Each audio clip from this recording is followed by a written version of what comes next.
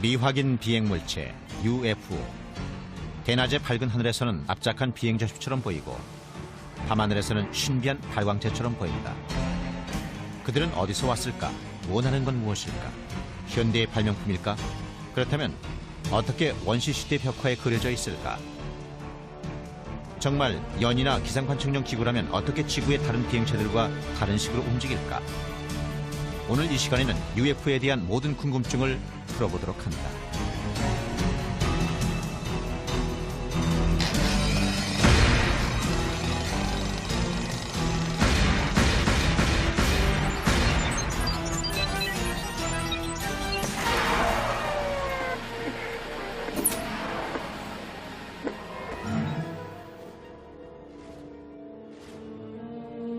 UFO 출몰에 대한 얘기가 나온 지 50년이나 지났으니 UFO도 이젠 우리와 꽤 친숙한 사이가 됐다.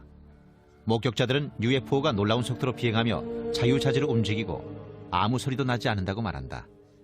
그들은 지구에서 만들어진 항공기와 완전히 다르다. 우리는 그 소리 없는 방문객들을 UFO, 즉 미확인 비행물체라 부른다. 그들은 지구 곳곳에서 찍은 사진에 예고 없이 등장한다. 하지만 과거 역사를 돌이켜보면 UFO가 아주 오래전부터 지구에 있었다는 놀라운 사실을 알게 된다. 인류의 조상들이 어두운 동굴에서 생활했던 12,000년 전부터 지구에 있었는지도 모른다. 원시인들이 기거했던 동굴벽에는 사냥꾼이나 사냥감으로 선호했던 동물의 그림이 그려져 있다. 그런데 최근 들어 다른 그림이 주목을 받고 있다. 프랑스와 스페인의 동굴에서 발견한 이 벽화들을 보면 사냥과 어울리지 않는 그림을 볼 수 있다. 모양이 아주 독특합니다. UFO나 비행 접시처럼 보이는 경우도 자주 있고요. 그것들이 UFO라거나 특정 형태의 기구를 뜻하는 말은 아닙니다. 하지만 UFO처럼 지구가 아닌 다른 행성에서 왔을지도 모르는 물체와 비슷한 점을 갖고 있는 것 같습니다. 동굴에 살던 사람들이 벽화의 소재를 어디서 얻었을까요? 동굴의 벽화를 그리는 일은 쉽지 않았을 겁니다. 그러니까 일상생활에서 가장 중요한 일을 그림으로 그렸겠죠. 그런데 그런 그림은 한두 번에 그친 게 아닙니다. 원시인의 동굴 벽화에서 자주 발견할 수 있습니다. 문명이 발달함에 따라 인류는 동굴에서 벗어나 도시를 건설했다. 4천여 년 전 이집트의 투트모세 3세 시대 필경사들이 UFO를 봤다는 내용과 비슷한 기록을 남겼다.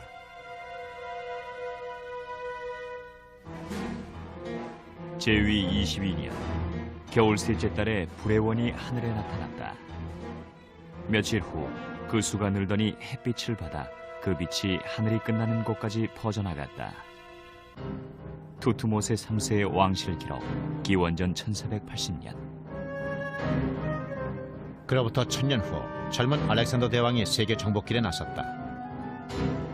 기원전 332년 알렉산더 대왕이 페니키아 시를 포위 공격하고 있을 때 하늘에 방패 모양의 은색 물체가 나타났다는 보고가 들어왔다. 사람들은 도시 성벽을 파괴하기 위해 누군가 빛기둥을 내린 거라고 생각했다.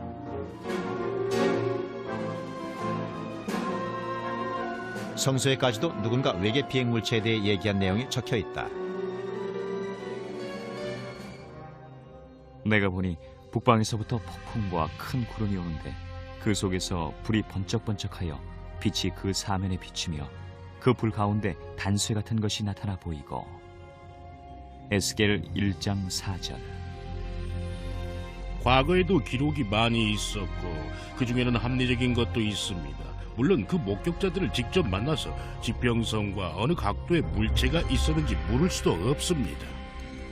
그 사람들 말을 있는 그대로 믿을 수밖에 없다는 게 문제라면 문제죠. 한 가지 우리가 잊지 말아야 할 점은 자주는 아니지만 실제로 천문학적 이상 현상이 일어나는 일이 없지는 않다는 사실입니다. 항성이 초신성으로 변해서 갑자기 하늘에 나타나는 일 같은 거 말이죠. 옛날 사람들의 천문학적 관점을 고려하면 그들이 대기 현상이나 천문학적 현상을 초자연적인 것으로 생각했을 가능성 역시 배제하면 안 됩니다. 대기 오염에 대한 과학적 인식이 깊어지면서 과거에는 미신으로 믿었던 일들이 현실적인 천체 현상으로 인정받고 있습니다.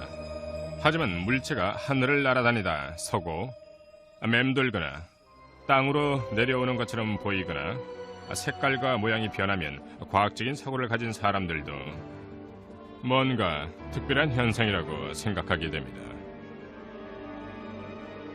1561년 4월 4일 독일의 뉘렌베르크 주민들이 그런 이상한 경험을 했다. 그날 도시 하늘은 튜브 모양의 물체와 빛의 굴체로 가득했다. 목격자들은 참으로 무서운 광경이었다고 표현했다. 1566년 여름에는 정확한 걸 좋아하는 스위스인들까지도 스위스 바젤 하늘의 이상한 현상에 대해 보고했다. 두 사건 모두 목격자들이 묘사한 내용은 원시적인 목판화 수준이었다. 하지만 화가들은 우리에게 아주 놀라운 그림을 선물로 남겨주었다. 1998년 다니엘라 지오르다노라는 이탈리아 작가가 르네상스 시대 화가들이 그림에 그린 수수께끼의 비행물체에 대한 경이적인 연구로 상을 수상했다.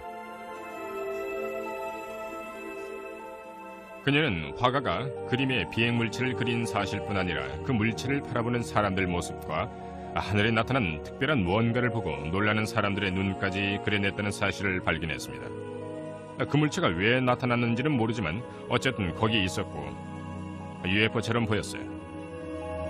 이 아름다운 작품은 마돈나와 성 지오반니라는 전통적인 종교화다. 그런데 이 그림에도 배경을 자세히 살펴보면 하늘의 비행물체를 보고 있는 목격자의 모습이 분명히 그려져 있다. 분명한 건 화가가 비행물체를 그리고 싶어 했다는 겁니다. 화가는 마돈나의 모습뿐 아니라 뒤쪽에 비행물체를 보고 있는 사람도 일부러 그려 넣은 겁니다. 이상한 비행물체는 다른 곳에서도 볼 수 있다. 1500년대에 만들어진 이 타피스트리에는 성모 마리아의 일생이 그려져 있다. 그런데 뒤쪽을 보면 1950년대 스타일의 UFO와 비슷한 물체가 눈에 띈다.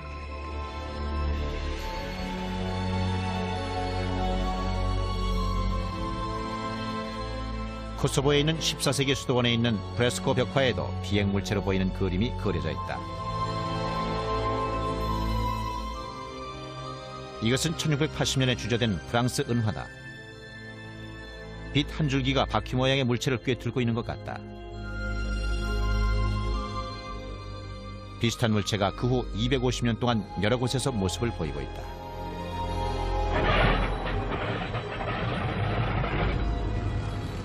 (1940년대) 2차 대전 참전 조종사들도 UFO 목격자의 긴 명단에 합류했다. 그들 중에는 전쟁이 끝난 후 자신이 겪었던 이상한 일들을 사람들에게 말한 조종사도 있다. 연합군과 독일 동맹군 모두 이상한 물체를 봤다고 보고했습니다. 비행기 날개 옆을 나란히 날기도 했답니다. 조종술도 뛰어난 것 같다고 했어요. 비행기가 그쪽으로 다가가면 그 물체도 함께 이동하며 날개와 거리를 유지하면서 아래 위로 비행했기 때문에 잡을 수가 없었답니다. 2차 대전에 참전했던 B-24 폭격기 조종사와 얘기를 해보았는데 한 번은 물체가 비행기 주변을 선회해서 모두들 그 즉시 죽을 걸로 생각했답니다. 그 물체가 비행기를 격추시킬 새로운 독일군 무기라고 생각했었으니까요. 실제로 발표했다는 기록도 있습니다. 그런데 총알이 그대로 통과했고 그 물체는 전혀 손상되지 않았답니다. 연합군 조종사들은 그 물체를 독일군 비밀 무기라고 생각했고 독일군은 연합군의 것이라고 생각했죠. 그러나 전쟁이 끝난 후 조사 결과 연합군이나 독일 동맹군 모두 그런 비행물체를 만들지 않았다는 사실이 밝혀졌다. 다른 누군가가 만든 것이다. 조종술도 아주 뛰어났답니다.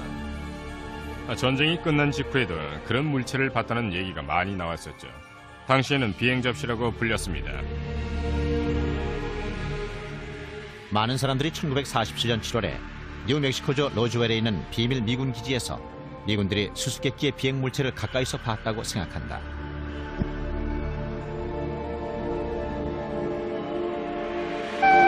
The Army Air Forces has announced that a flying disc has been found and is now in the possession of the Army.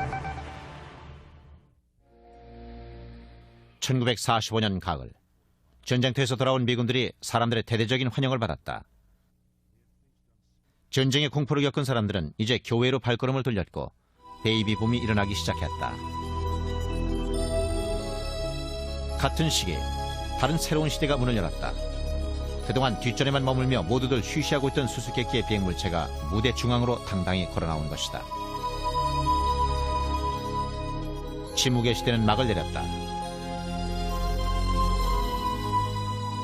현대의 UFO 목격담 열기는 단순하게 시작됐다. 시발점은 사진이나 레이더 같은 물리적인 증거가 아니라 때맞춰 등장한 한 남자의 이야기였다. 32살의 성공적인 사업가 키너스 아놀드는 어느 여름날 이상한 일을 목격했다. 그는 자기 비행기를 타고 다니며 소방기구를 파는 사람이었다. 1947년 6월 24일 화요일, 아놀드는 워싱턴주 캐스케이드 산맥에 있는 레이니어 산을 향해 날고 있었다. 배기는 부드럽고 맑았다. 9,200피트 상공에 다다랐을 때 그는 밝은 불빛을 보게 됐다. 아놀드는 레이니어 산 북쪽에서 이상한 비행물체 9대가 시속 1200마일의 속도로 날고 있는 것을 보았다.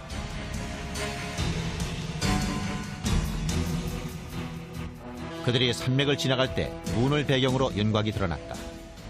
그들은 V자 형태로 비행하면서 아놀드의 표현을 빌리면 물 위를 스치듯 나는 접시처럼 하늘을 미끄러지듯 날았다. 아놀드는 야키마 워싱턴 공항에 내려서 자신이 봤던 것을 사람들에게 털어놓았다. 그는 자신이 목격한 것을 그림으로 그렸다. 그가 그린 그림은 길이 15m, 두께 0.9m의 초승달 모양의 물체였다. 뒷정면은 완만한 곡선이었다. 아놀드는 옆에서 보면 검은 섬처럼 보였다고 했다. 얼마 되지 않아 아놀드의 UFO 목격담이 세상에 알려졌다. 신문은 아놀드가 본 물체에 새 이름을 붙였다. 그 이름이 바로 비행 접시였다. 케너스 아놀드는 곧 유명인사가 됐다. 그는 책도 쓰고 잡지 표지도 장식하면서 아인슈타인과 괴짜의 복합체로 사람들의 존경을 받았다. 언론은 계속해서 그를 세상을 뒤흔든 사람이라 불렀다. 아놀드가 비행 접시를 목격하고 몇 주일 동안 언론은 비행 접시에 대한 사람들의 상상에 불을 지폈다.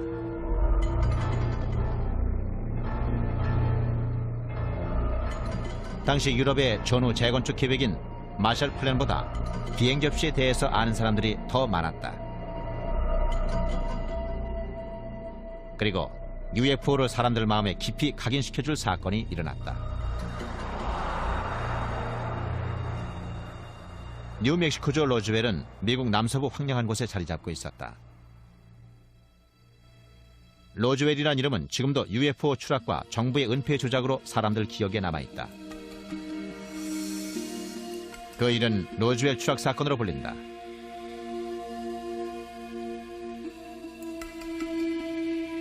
(1947년) 여름, 로즈웰 육군 항공대는 509 엘리트 폭격대대의 고향이었다. 2차 대전 당시 히로시마와 나가사키까지 핵폭탄을 쏘아 날랐던 B-29가 이곳에서 발진했다. 이것은 비행 접시를 믿는 사람들에게 잊지 못할 장소가 됐다.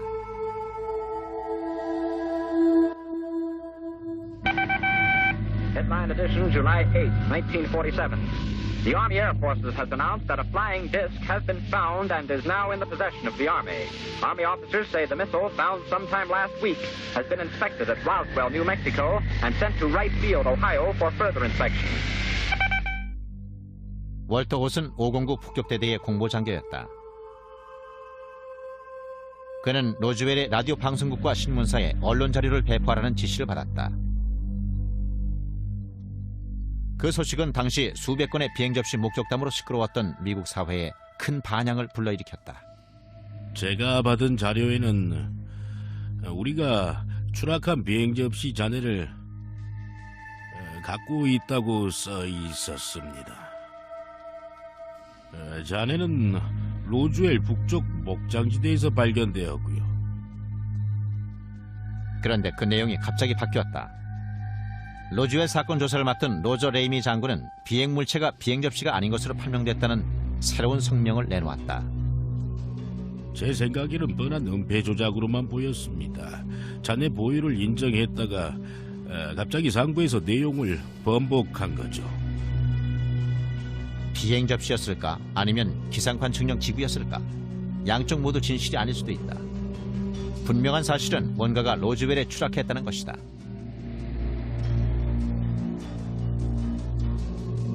로즈웰 외곽에 있는 사막에 맥 브레절이란 목장주가 이상한 철제 잔해들을 발견했다. 잔해는 800m 이상 넓게 퍼져 있었다.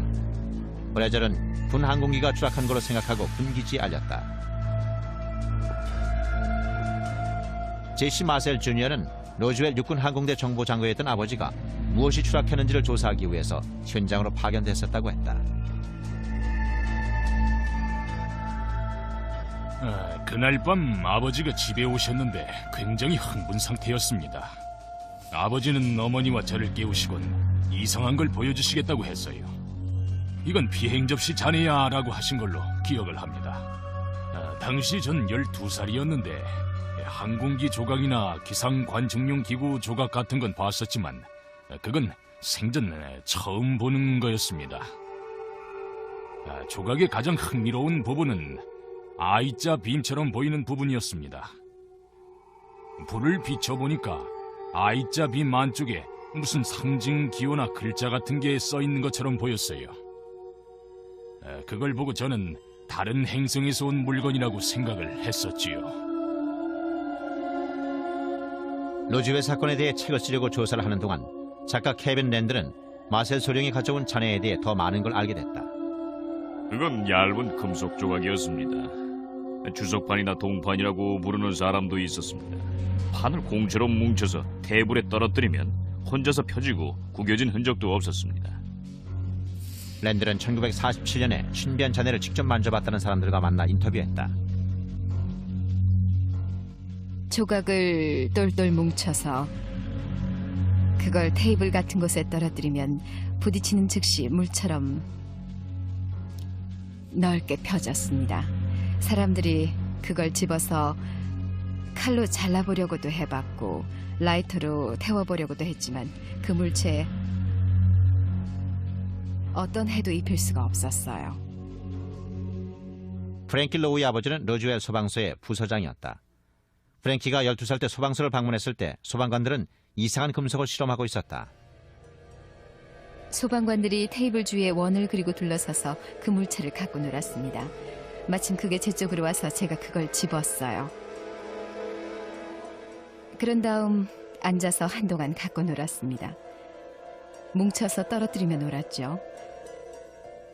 그런데 그걸 손에 집었을 때 손에 뭘 쥐었다는 느낌이 없었죠. 랜드는 추락 현장 청소 작업이 엄중한 경비하에 이루어졌고 경찰도 현장으로 들어갈 수 없었다는 증거를 발견했다.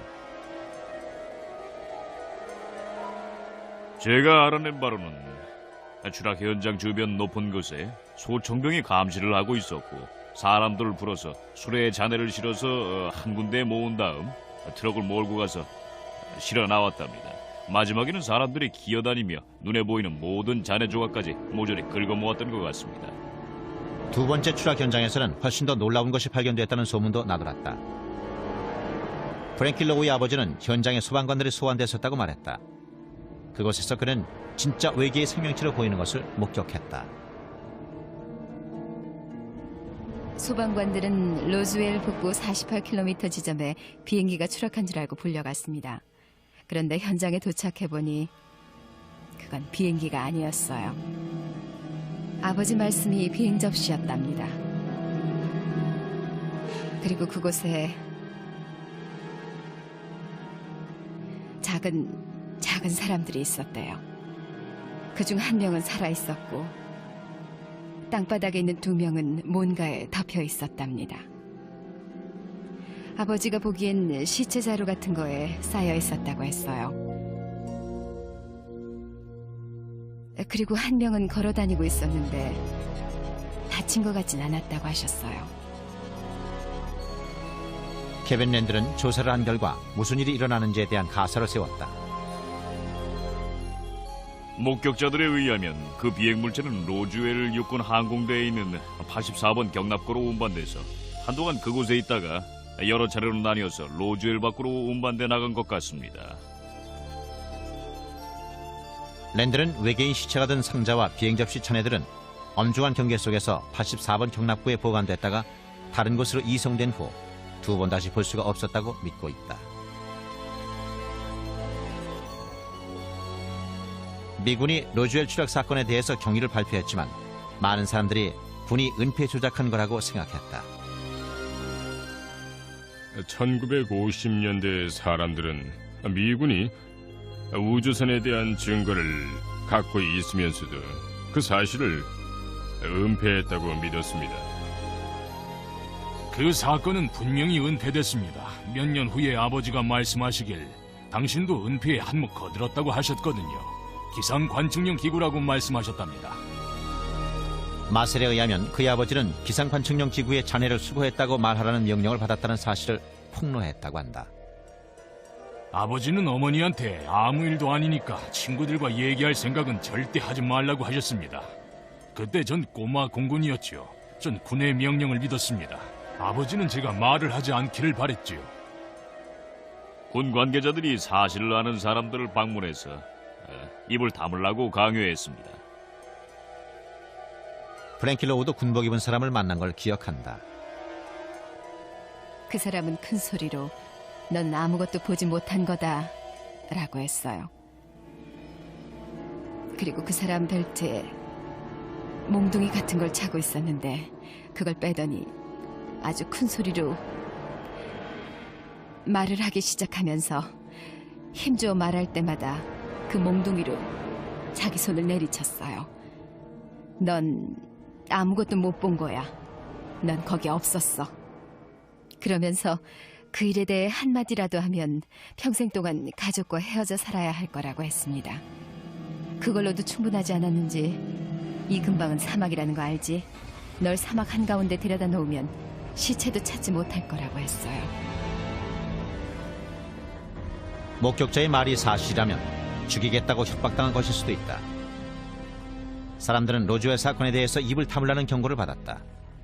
무엇을 보호하려 했던 것일까? 1948년 1월 미 공군은 드러나는 UFO 목격 사례에 대한 조사를 시작했다.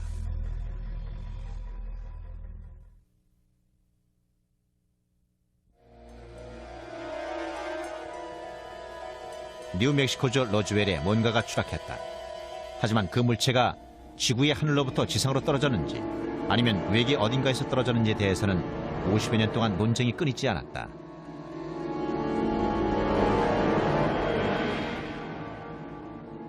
미 공군의 주장처럼 그 물체가 진짜 기상 관측용 기구였을지도 모른다.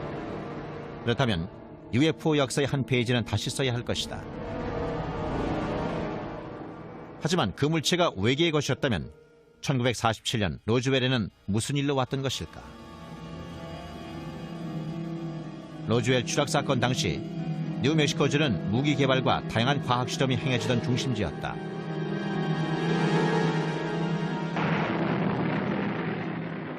당시 로즈웰 지역은 세계에서 유일하게 레이더와 로켓 그리고 핵무기 실험이 행해졌던 곳이었다. 때문에 UFO에 대한 의문은 국가 안보의 위협적인 존재가 될 수밖에 없었다.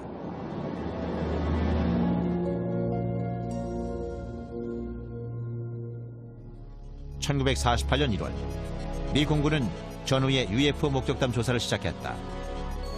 조사 작전의 암호명은 프로젝트 사인이었다. 조사팀은 10월 말에 모든 작업을 끝내고 놀라운 결론을 내렸다.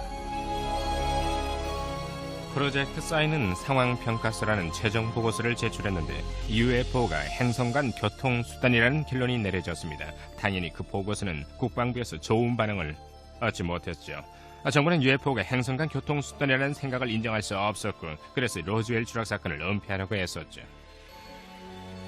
그 보고서는 미 공군 사령관한테까지 올라가는데 그는 보고서가 설득력이 없다고 했습니다. 그런 보고서를 다시 돌려보내고 프로젝트 사인 참가자를 거의 해고시켰죠. 남은 프로젝트 사인 조사팀 사람들은 벽에 쓰여있는 글을 봤어요. 외계 물체라고 말하면 직장을 잃을 것이고 경력도 끝날 것이다. 정리 작업이 끝난 후 그 조사는 프로젝트 그렇지, 즉 유관 프로젝트라고 명명됐다. 미 공군 관계자들은 프로젝트 그렇지를 UFO 조사의 암흑기로 보고 있다.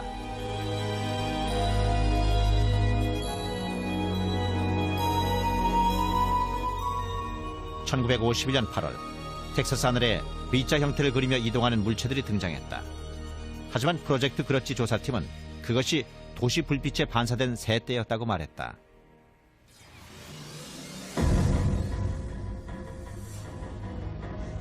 이 필름은 1950년 몬태나주 그레이트 폴즈에서 촬영한 것이다. 재분수의 연기 뒤로 밝고 하얀 점들이 움직이는 게 보인다. 사진작가는 그 물체들을 잘 닦은 은제품처럼 밝게 빛나는 금속 물체라고 묘사했다. 프로젝트 그렇지는 그 물체들이 근처에 착륙한 F-94 요격기라고 결론지었다. 프로젝트 그렇지는 3년 동안 계속되다가 보다 객관적인 조사팀이라 할 수 있는 프로젝트 블루북으로 개편됐다. 프로젝트 블루북은 사람들과 언론의 관심을 한몸에 받았습니다. 하지만 조사 장비나 실력이 부족했어요. 레이더도 없었고 컴퓨터도 없었죠. 사람들을 비행기에 태워 하늘로 올려보내서 UFO를 관측할 준비도 갖추고 있지 못했습니다. 장교 1명, 부관 1명, 비서 여러 명이 전부였죠. 그들의 기본적인 임무는 비행 접시 같은 건 존재하지 않는다고 말하는 거였습니다. 헥터 퀸타넬라 소령이 1960년대 후반에 블루북 프로젝트의 책임자가 됐다. The objectives of the program are twofold. They're the same as they have been since 1953 when the regulation was written. First of all, to try to determine if the UFO phenomena presents a threat to the security of the United States. And second, to determine if the UFO phenomena exhibits any technological advances which could be channeled into research and development. UFO 목격담 보고 중 대다수가 접시 모양의 렌즈 구름과 같은 대기 이상 현상으로 쉽게 설명할 수 있었다. 이 필름을 찍은 해군 장교이자 항공사진 작가는 카메라로 찍기 전에 그 물체를 가까이서 봤다고 주장했다. 그는 그 물체가 접시 모양이고 금속 색깔이었다고 말했다. 블루북은 그 물체들이 높이 나는 새들이었다고 결론지었다. 16년 동안 블루북 컨설턴트로 일한 천문학자 J. 앨런 하이넥은 그 프로젝트의 당시 사정에 대해서 이렇게 말했다. 퀸타넬라 소령은 말하자면 넌센스 학교 교장으로 취임한 셈이었다.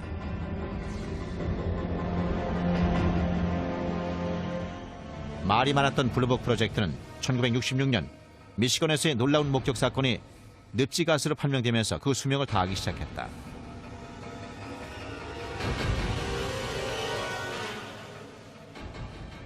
(1969년 12월) 미 공군은 프로젝트 블루북의 문을 닫고 UFO 문제에서 손을 뗐다. 그 문제를 기꺼이 다루고 싶어하는 과학자들도 별로 없었다. 그렇지만 UFO 문제를 캐고 싶어하는 과학자들이 없는 것은 아니었다.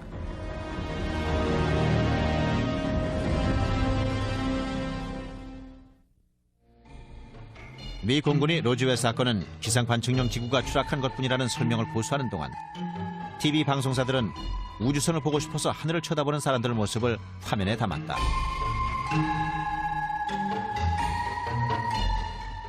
갑자기 미국 곳곳에서 사람들이 뭔가를 봤다는 얘기가 들려오기 시작했다.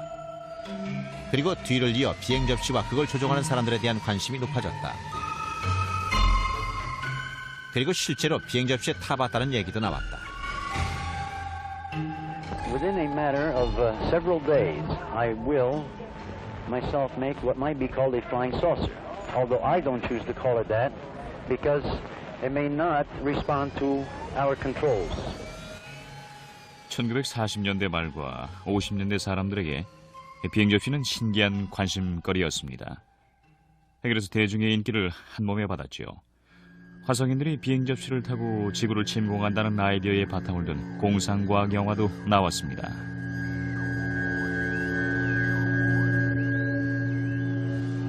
인기 있는 잡지들이 때를 맞춰 신문 가판대를 차지해 시류에 편승한 돈벌이에 나서면서 UFO 전설을 널리 퍼뜨렸다. 비행 접시 전설 뒤에 있었던 남자는 칠판인 레이먼드 팔머였다. 팔머는 젊었을 때 여러 차례 부상을 당해서 몸이 온전하지 않았습니다. 곱치라고 해도 틀린 말은 아니었을 겁니다. 그에겐 사람들을 끌어들이는 능력이 있었습니다. 그는 사람들을 놀리는 걸 좋아했죠. 그를 좋아하는 팬들도 속아 넘어가거나 놀림당하는 걸 아주 좋아했고요.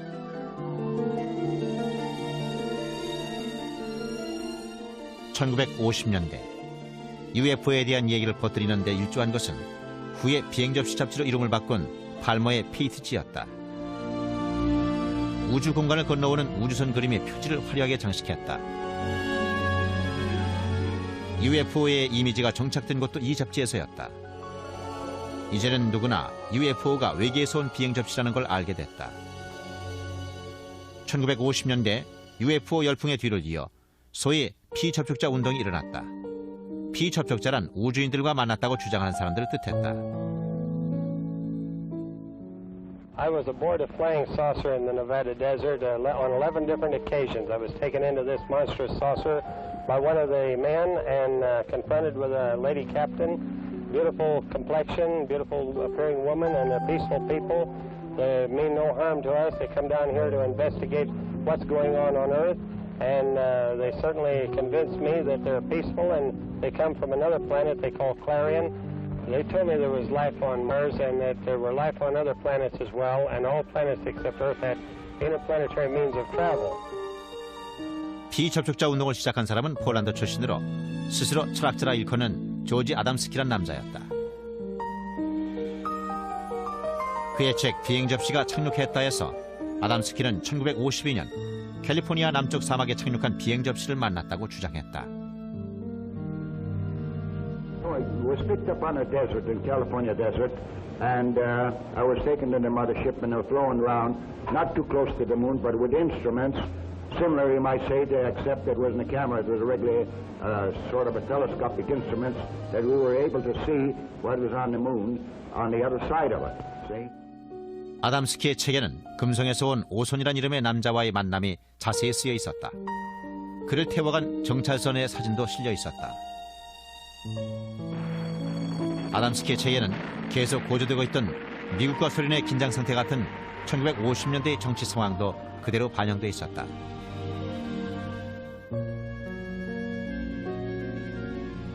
오손이 떠날 때 그는 수수께끼의 발자국을 남겼다. 조지 아담스키는 그 발자국에 지구의 핵실험 중단을 바라는 중요한 메시지가 담겨 있다고 했다. 몇몇 피접촉자의 이야기는 피하기 힘든 핵 재앙으로부터의 탈출로를 약속하는 것처럼 느껴지기도 했다.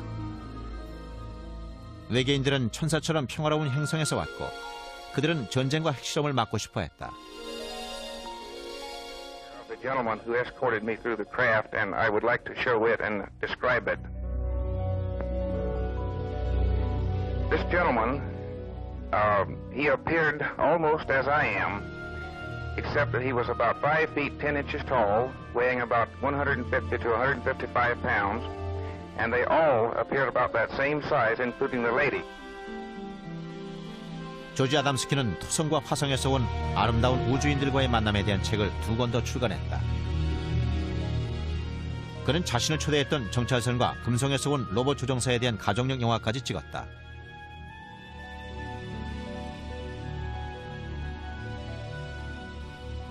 아담스키 이야기에 대한 영향으로 비행접시 클럽과 모임이 폭발적으로 늘어났다.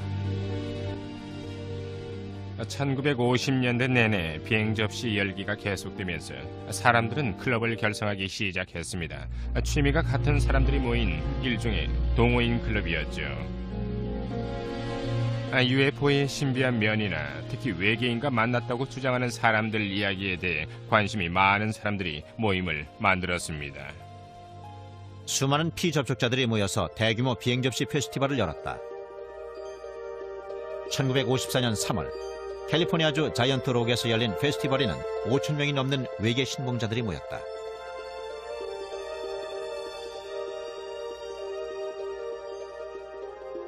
How many trips have you made to outer space? Well, I'd say 350 or a few more. When was the last one? Well, first part of June. And who did you go with? Well, people from Jupiter. I have made telepathic contact for the past 8 years with many space people from many areas of space, both inside and outside of the solar system.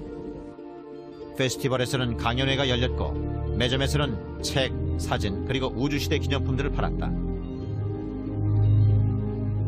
가장 중요한 것은 그 같은 집회가 피접촉자들에게 아이디어나 소문, 그리고 사건 이야기를 교환하는 장소를 제공했다는 것이다. But I do believe what I see. And I am one of those who was inside a flying saucer. I seem to become one with the entire universe. Everything in the universe seemed to be contracted down to one small dot. What were their clothes like? The woman had a radiant red box-pleated skirt and a black velvet-appearing blouse and a black and red tam or beret, and the men had clothes very similar to our Greyhound bus drivers. 피접촉자들은 자신들이 탔던 우주선에 대해서 놀라울 정도로 자세하게 설명했다. On July the 12th, I took a trip in a flying saucer, which I am pointing right here. The saucer was well equipped with rooms, bedrooms, bathrooms, toilets, and this saucer, I went up into Mars, over the Moon, Venus, Clarion, and Orion. When I say Orion, I do not mean Orion. It is a planet outside of our galaxy. 피접촉자들 사이에서는 UFO의 증거가 머지않아 드러날 거라는 믿음이 큰 인기를 얻었다. We are going to see more and more of these visitors from space, and that before too long, the evidence will be incontrovertible, that you will have on your TV screens and on your movie screens concrete evidence that the ships are here and that they are real and they're not fantastic things which have been cooked up to make a movie. 1950년대의 피접촉자들 운동은 UFO 열기의 가벼운 일면이라 할 수 있었다. 그런데 같은 시기에 사진들이 중요시되기 시작하면서 UFO를 심각하게 받아들여야 한다는 여론이 대두됐다.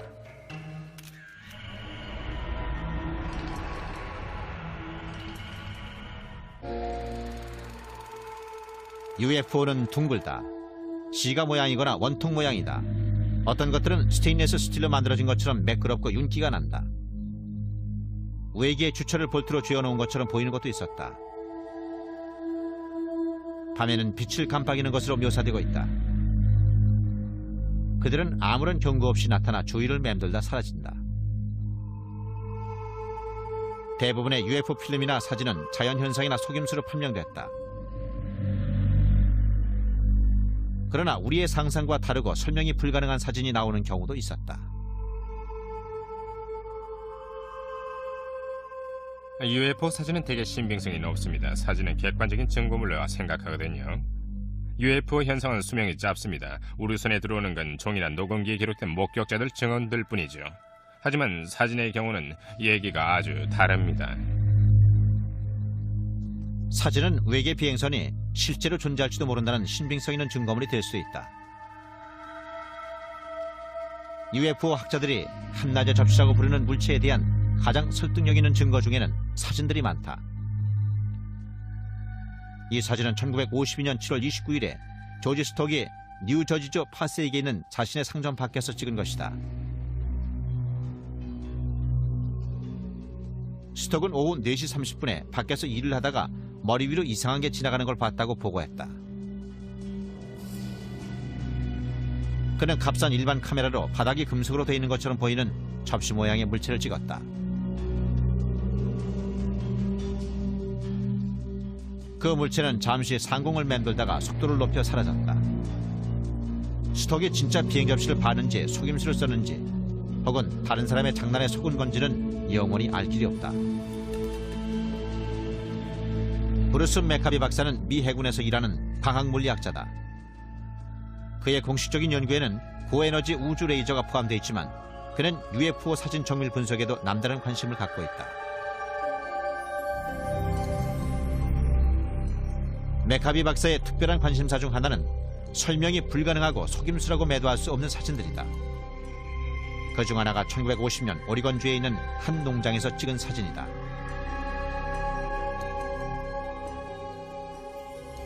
이 두 장의 사진은 1950년 오리건주 맥민빌에서 농부 부부가 찍은 겁니다. 이게 첫 번째 사진이고 이게 두 번째 거예요. 사진을 약간 확대시켜 보면 맥카비는 단순한 카메라로 초저녁에 찍은 사진들을 이미지 확대 기기를 이용해서 집중 분석했다. 여기 타원형 물체가 보이시죠? 위에 뭔가 약간 돌출되어 있는 것 같습니다. 이건 분명 속임수거나 진짜 중 하나입니다. 그 중간은 없어요. 자세히 들여다보면 새나 비행기도 아니고 슈퍼맨도 아니라는 걸 분명히 알 수 있습니다. 그럼 다음 질문은 이게 뭐냐는 거죠. 이쪽을 보면 보일 겁니다. 전선 같은 게 보입니다. 물체 바로 위에 있어요. 다시 확대해 볼까요? 이제 문제는 전선 아래 매달린 게 오리건의 사진을 정밀 분석한 결과 맥카비는 사람들 눈을 속이는 물체를 매달고 있는 줄이나 선과는 전혀 다른 미세한 긁힘 자국을 찾아냈다. 아무도 물체와 연결되어 있는 줄을 찾아내지 못했습니다. 카메라를 움직여서 영상이 흐려진 게 아니라면 우연히 사진에 찍혔을 가능성도 있습니다. 미 공군과 FBI 요원들도 사진을 찍은 사람들에게 질문을 했고 잡지에 사진이 실리기도 했다. 그러나 아무도 정확한 설명을 하지 못했다.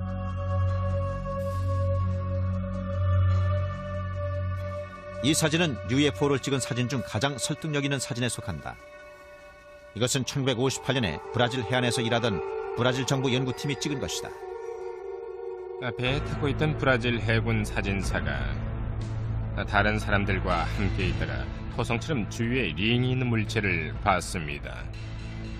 그 물체는 섬 쪽으로 트린데이드 섬 가까이 날아가서는 섬 주위를 돌더니 멀리 사라졌습니다. 사진사는 너댓 장의 스냅 사진을 찍었어요. 그걸 본 목격자도 수십 명이나 됐고요.